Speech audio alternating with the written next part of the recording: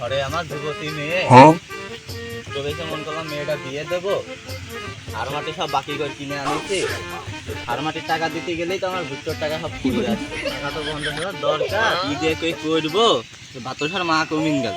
ও বাতসার মা, কই গো? আরে কনে গেলি রে? এ বাতসার মা, এদিকে আয়।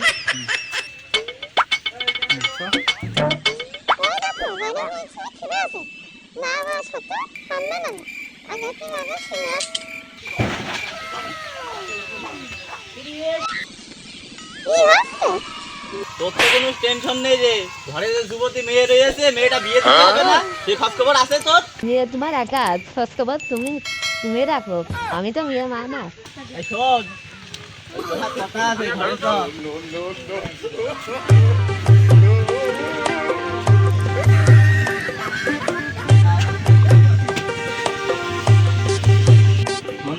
মা, আমার ভোটার আইডি কার্ডের ফটোকপি কোনে আছে দেখে, আর আমার তো একটু বাজারে চ, ওই কিস্তিটা তুলে নিয়ে আসি।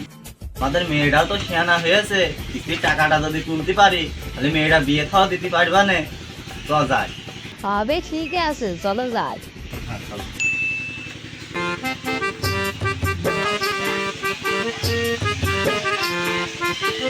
এই দাঁড়া, তুই বাবা তো মাইকে এদিকে আয় তো। কি হচ্ছে আব্বা?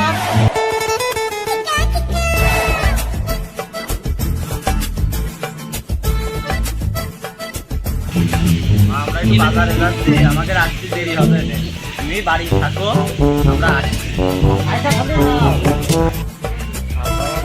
বাজারে এই সুযোগে আমার দিলবার একটু দেখে নি, ঘরের ভিতর চুপিসারি করে একটু প্রেম আলাপ করা যায়, যেহেতু আমার দিলবার এটা তাকে আমি ফোন দিয়ে নি।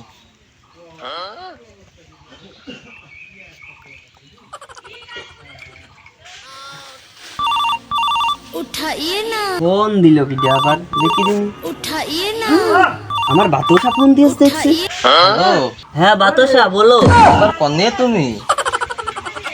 বলছি আব্বা মা তো গিয়েছে বাজারে, তাদের আসতে একটু লেট হচ্ছে, তুমি আসো না আমাদের এখানে একটু। ও তাহলে তোমার বাড়ি ঘর তোর ফাঁকা, তাহলে তুমি 10 মিনিট বসো, আমি 10 সেকেন্ডে চলে আইছি। আচ্ছা আচ্ছা ঠিক আছে, আস্তে আস্তে যান, আমি চলে আইছি, তুমি থাকো।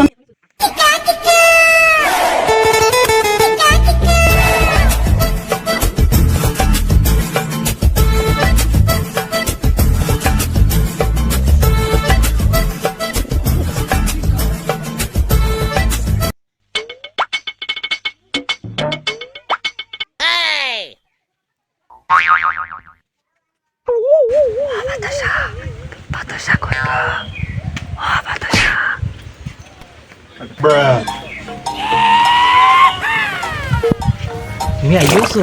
এসো এসো এসো, আশপাশের লোকজন দিকে ফেলবে না।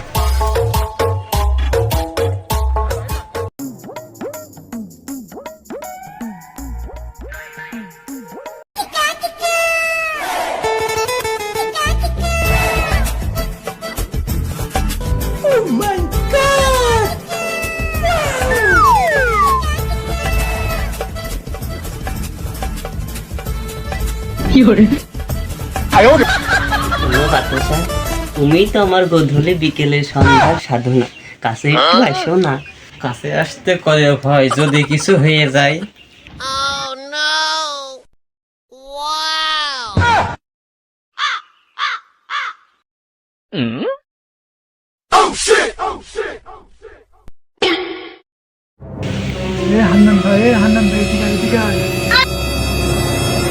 এই কি রে?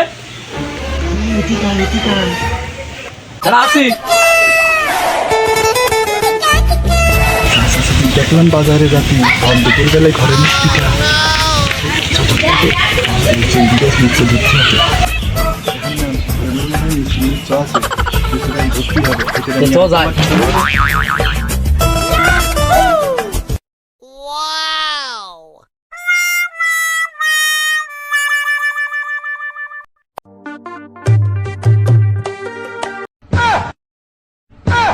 হান্নান ধর, সারাদিনে দুপুরে মানুষ ঘরে উঠেছে।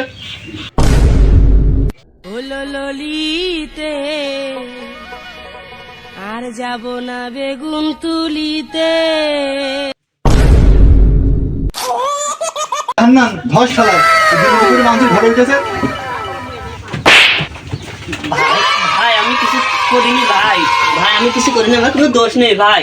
শালা তুই দিন দুপুরে ঘরে ঢুকে যাস, তুই কিছু করিস না? হ্যাঁ, তোর আজ পোক্ত বিচার হবে। আমি কিছু করিনি, আমার এখানে কোনো দোষ নেই ভাই। এ কাশেম ভাই, তুই মাতব্বরের কাছে ফোন দে। দিচ্ছি দাঁড়া, মাতব্বরের কাছে ফোন দিচ্ছি। ভাই আমার থাকিয়ে দেন ভাই। ফোন দে, ফোন দে। হ্যালো মাতব্বর, কই আছেন আপনি? এই শালা কথা বলো, একটা দাঁত দিয়ে আসেন তো।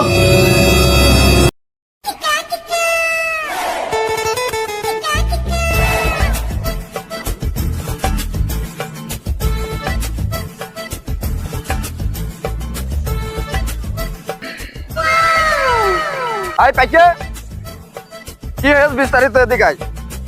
আমার কাছে বললে ঘটনা সব। মাতব্বর সাহেব, আমি চাচা চাচির খোঁজ করতে আসলাম বাড়ির মধ্যে, এসে দেখি ঘরের ভিতর লটর পটর হচ্ছে।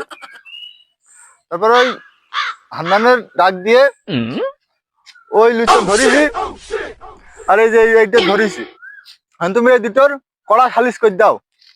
নাম আমার কিরামত, বিচারটা আমি করি ওরা মেরামত। সালিশ নিয়ে তোমরা কোনো টেনশন করো না, সালিশ খুব জব্দ হবে। লুচ্চর বিচার আজ খুব জব্দ করে দিয়ে যাব। এই পাইকে আর হান্নান, ওই লুচ্চর দুইজন দুই ডানা ধরে আমার সাইডে নিয়ে আসবে। এত কষ্ট মেনে নেওয়া যায় না। এই পাইকে হান্নান, তোরা সাইডে দে, সেটা দা।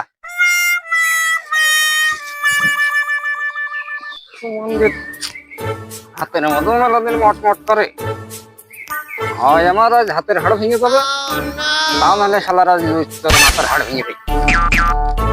তুমি করো সাদ, আজকে বিকাল তুমি তো টের পাবে। আমার ঠাপি দিয়ে, আমার ঠাপি দিয়ে শালার মাথার গেন্দু মেন্দু সব ঠাপি দিয়েছে রে। গেন্দু মেন্দু সব আলাদা হয়ে গেল, ঠাপি দিয়ে শালা। পাইকে পাইকে, আরে হার না, আমার কোলে তো সরাও, নিয়ে যাও কোলে, আমার কোলে তো নিয়ে যাও সরাও। দেখলি কিন্তু মেজাজ গরম হয়ে যাচ্ছে। মেয়ে কই? মেয়ে আর মেয়ের বাপের আমার কাছে নিয়ে আয়। মেয়ে আর মেয়ের বাপের আমার কাছে নিয়ে আয়।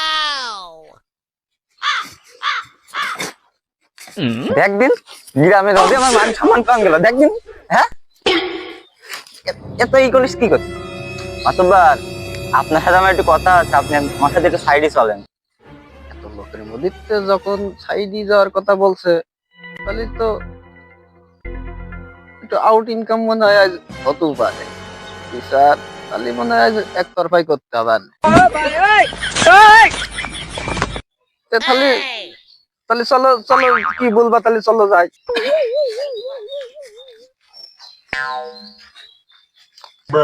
বলছি শোনো বাপু, মেয়েটা আমার দেখতে অতটা পছন্দ না, বংশগতেরও একটা ব্যাপার স্যাপার আছে। মেয়েটা আমার একটু উচ্চ বংশে বিয়ে দিতে হবে। মেয়েটা তো আমার খুব ধ্যাত নাই, বুঝতে পারছো না? এমন কোনো কাজ করো না যাতে আমার ছোট বংশে মেয়ে দিয়ে দিতে হয়। তুমি চিন্তা করো না, তোমার ব্যবস্থা আমি ভালো মতো করতে পারি, বুঝতেই পারছো? শোনো বাপু, তাহলে ব্যবস্থাটা কিন্তু তোমার কাছে কিন্তু একটু ভালো করে দিও। 2 কেজি গরুর আমি বাড়ির ফ্রিজে রেখে দিয়েছি তোমার জন্য, তুমি বুঝতে পারছো না? গোস্তর কথা শুনলে আমার বিচার আবার সঠিক হবে কি? আচ্ছা, ও আমার মাথায় থাকলো, একটু সুস্থ হবে। আচ্ছা ঠিক আছে, সমস্যা নেই।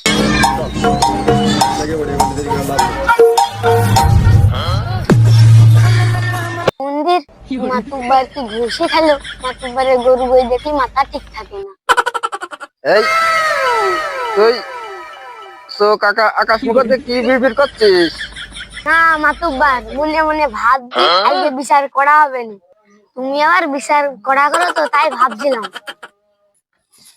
কেন আজ ওর দেহ এত জুত, ওই জুত নিয়ে মানুষের ঘরে ঢুকে বেড়াচ্ছে? হ্যাঁ কেন? ওই মাথায় আমার কাজ করছে না। দেহে তো ধর্ষকের বিচার তো আইন অনুযায়ী খুবই কড়া।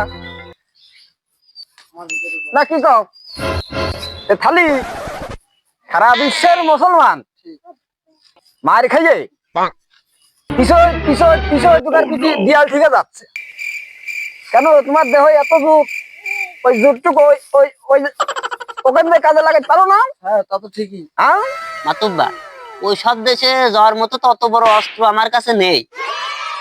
আমার কাছে যে অস্ত্র আছে সেই অস্ত্র নিয়ে তো আমি যুদ্ধের মাঠেই ছিলাম। দেশ স্বাধীন করার আগেই তো আপনারা আমার ধরে নিয়ে এসে মাথার ঘেনু ছুটি ফেললেন। শালা কইলো কি রে? মারো। ওর গলায় জুতোর মালা আর বাম্পারে দুখন ইট ঝুলি দাও। নাকি কো মেম্বার?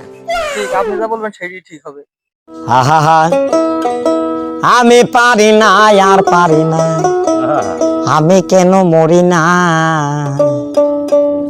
আজরাইল কি চিনে না আমারে গো? আমি